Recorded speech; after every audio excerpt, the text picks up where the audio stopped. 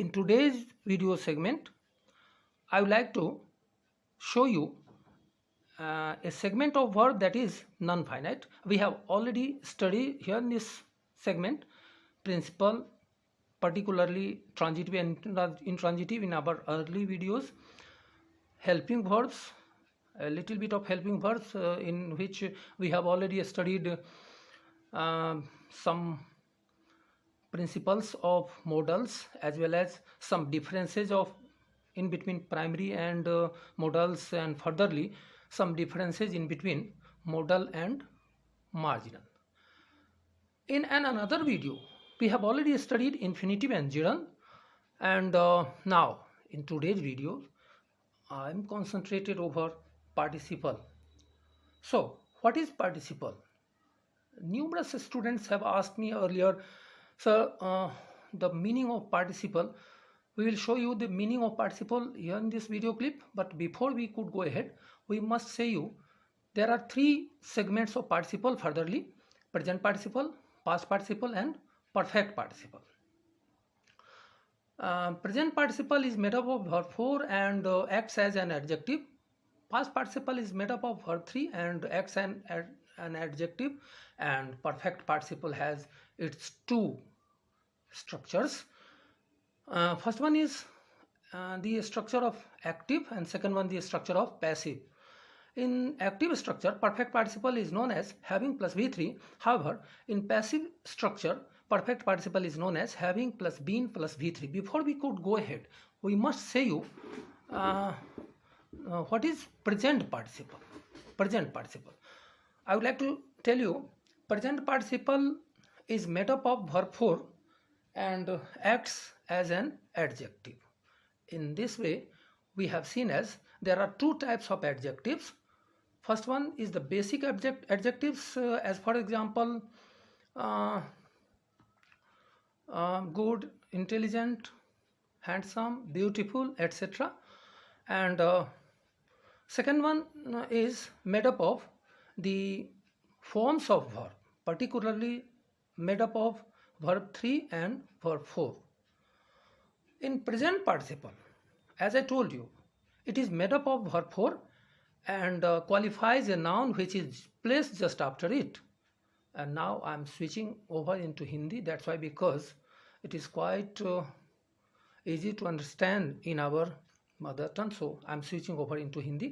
देखिए, इससे पहले वाले वीडियो क्लिप्स में हम लोगों ने वर्ब के दो सेगमेंट को देखा था, फाइनाइट और नॉन फाइनाइट. तो फाइनाइट में कुछ हम लोग ट्रांजिटिव इंट्रांजिटिव प्रिंसिपल के बारे में हम लोगों ने जानकारी लिया था कुछ वीडियो क्लिप में, और कुछ हेल्पिंग वर्ब में खासतौर पर प्राइमरी, मॉडल, तीन मार्जिनल, ये तीन तरह के हेल्पिंग वर्ब होते हैं जिसमें प्राइमरी और मॉडल के बीच में अंतर इससे पहले वाले वीडियो क्लिप में आपने देखा, और फिर मॉडल और मार्जिनल में भी अंतर.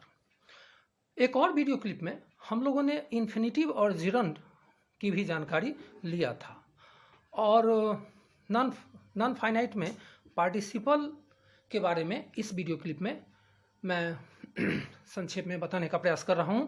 वैसे मैं बता दूं कि पार्टिसिपल के तहत जो ये प्रेजेंट पार्टिसिपल, पास्ट पार्टिसिपल और परफेक्ट पार्टिसिपल के जितना यूज़ मैं अभी मैं बता रहा हूं उतना ही यूज़ नहीं है, बहुत सारे यूज़ हैं. उसके मेन यूजेस को हम इस वीडियो क्लिप में नोटिस कर रहे हैं, आप लोगों को ध्यान दिला रहे हैं उन मेन यूजेस को. तो सबसे पहले पार्टिसिपल में प्रेजेंट पार्टिसिपल जो है उसके बारे में आप यहाँ देख सकते हैं कि प्रेजेंट पार्टिसिपल जो है वह वर्ब 4 से बन रहा है, और वो उसके बाद स्थित, which is place just after it, as I told you earlier, उसके बाद स्थित नाउन को क्वालिफाई कर रहा है, उसकी विशेषता बतला रहा है. जैसे एक एग्जांपल यहाँ आपके सामने है, आई सॉ ए वॉकिंग रैट. आप देख सकते हैं, तो मैंने देखा एक चूहा को. कैसा चूहा था? तो टहलता हुआ था. तो टहलता हुआ जो है वो चूहा की विशेषता बतला रहा है, क्वालिफाई कर रहा है रैट को. तो ऑटोमेटिकली रैट नाउन है, उसको क्वालिफाई करने वाला तो ये एडजेक्टिव होगा ही, लेकिन इसको हम लोग यहाँ प्रेजेंट पार्टिसिपल भी कहेंगे और एडजेक्टिव भी कहेंगे. खैर, एक और एग्जांपल लें हम लोग, I killed A running bird. मैंने एक उड़ती हुई चिड़िया को मारा. यहाँ पर रनिंग वर्ब 4 है, हम सब लोग जानते हैं, और बर्ड नाउन है, और यहाँ पर ये वर्ब 4 नाउन की विशेषता बतला रहा है. तो इन दोनों सेंटेंसेज में आप देख सकते हैं कि बिल्कुल स्ट्रक्चर के मुताबिक वर्ब 4 है, वॉकिंग और रनिंग, यहाँ दो वर्ब 4 है, और इसके बाद नाउन है, यहाँ रैट है और यहाँ बर्ड है। इस दोनों नाउन को बारी बारी से ये दोनों क्वालिफाई कर रहे हैं, तो निश्चित रूप से ये दोनों प्रेजेंट पार्टिसिपल हुए। तो प्रेजेंट पार्टिसिपल समझने के लिए सीधा ये जाने, वैसे प्रेजेंट पार्टिसिपल के और भी ढेर सारे यूज हैं, लेकिन मेन यूज हैं कि भरपूर से बने और अपने बाद स्थित नाउन को क्वालिफाई करे, तो वो होता है प्रेजेंट पार्टिसिपल। आगे देखें हम लोग पास्ट पार्टिसिपल के बारे में देखें। पास्ट पार्टिसिपल के बारे में यहाँ स्ट्रक्चर में लिखा हुआ है कि पास्ट पार्टिसिपल जो है दरअसल वो वर्ब 3 से बनता है और अपने बाद स्थित नाउन को क्वालिफाई कर रहा है। यहाँ पर देखें आई थ्रू, मैंने फेंका, थ्रो से थ्रू बना है, V2 है। आई थ्रू ए रोटेन एप्पल, मैंने एक सड़ा हुआ सेब फेंका।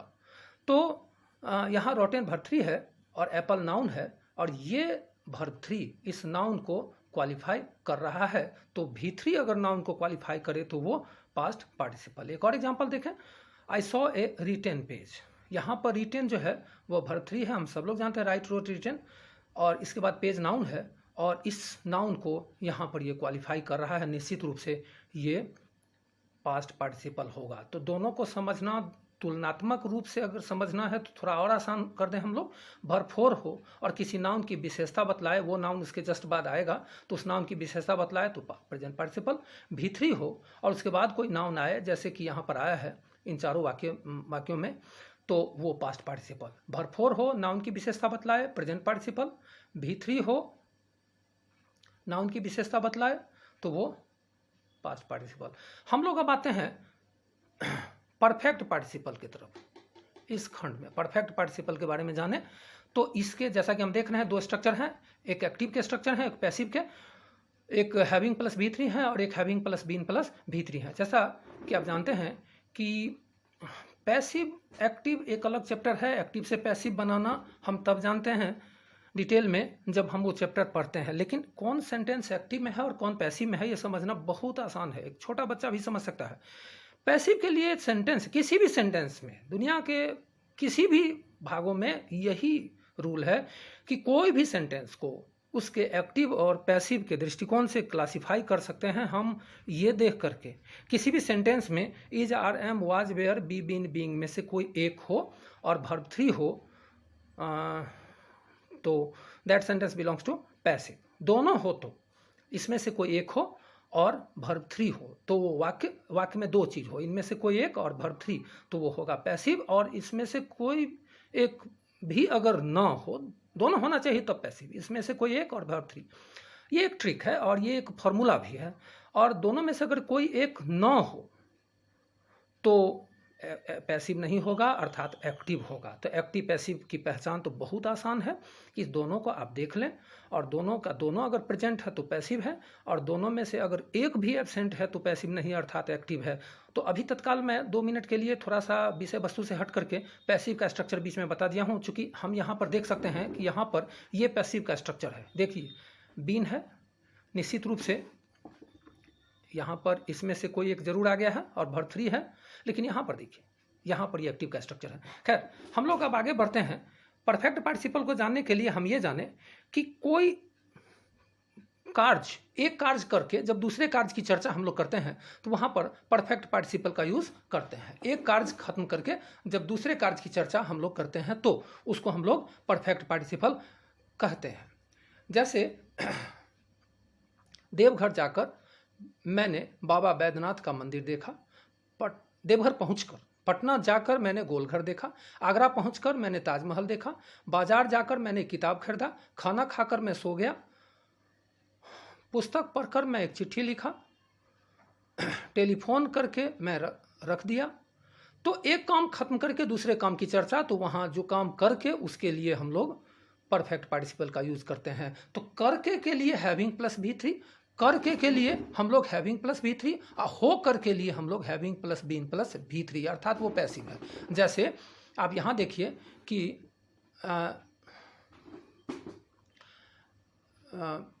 मैं पटना गया जाकर गोलघर देखा, मैं पटना जाकर गोलघर देखा। एक चीज़ और मैं बताना चाहता हूँ कि इसमें जो मेन क्लॉज है आई सॉ दी गोलघर, तो इसको हम लोग पहले भी यूज़ कर सकते हैं, और हैविंग गॉन को हम लोग बाद में भी यूज़ कर सकते हैं। अर्थात इस सेंटेंस को हम कह सकते हैं कि I saw the Golghar having gone Patna. इस सेंटेंस में हमने देखा हैविंग रीच्ड देवघर, देवघर पहुंचकर मैंने बाबा बैद्यनाथ का मंदिर देखा। तो हम इस सेंटेंस को ऐसे भी कह सकते हैं I saw the Baba Baidyanath temple having reached Deoghar. तो निस्संदेह ये आपको एक्टिव स्ट्रक्चर है जहाँ हैविंग प्लस V3 का यूज हैविंग गॉन यानी कि हैविंग प्लस V3 का यूज़ किया गया है, और यहाँ पर हैविंग रीच्ड, यहाँ रीच्ड V3 है यूज़ किया गया है। लेकिन अब थोड़ा सा यहाँ पर दो सेंटेंस है, इसको देखिए। यहाँ पर है I brushed my teeth having been called of nature. Call of nature का अर्थ होता है नित्य क्रिया से निवृत्त होना। तो मैं अपने दांतों में ब्रश किया नित्य क्रिया से निवृत्त होकर। मैं अपने दांतों में ब्रश किया having been called of nature, मैं दांतों में ब्रश किया नित्य क्रिया से निवृत्त होकर। और यहाँ देखिए having been freshed I went to market, तरोताज़ा होकर, करके नहीं। अगर करके रहता तो फिर बीन का यूज़ नहीं होता, सीधे हैविंग फ्रेश्ड होता। तरोताज़ा करके मैं मार्केट गया, तब बीन का यूज़ नहीं करते, तो सीधे having freshed I went to market ऐसा यूटिलाइज करते। तो इस वीडियो में तत्काल इतना ही। आप सभी बच्चे, आप सभी विद्यार्थी इन सारी वीडियोस को लाइक सब्सक्राइब करें और बेल को भी दबाएं। धन्यवाद। आगे वाले वीडियो में हम चर्चा करेंगे, मॉडल्स की तरफ आ जाएंगे। धन्यवाद। Thank you very much.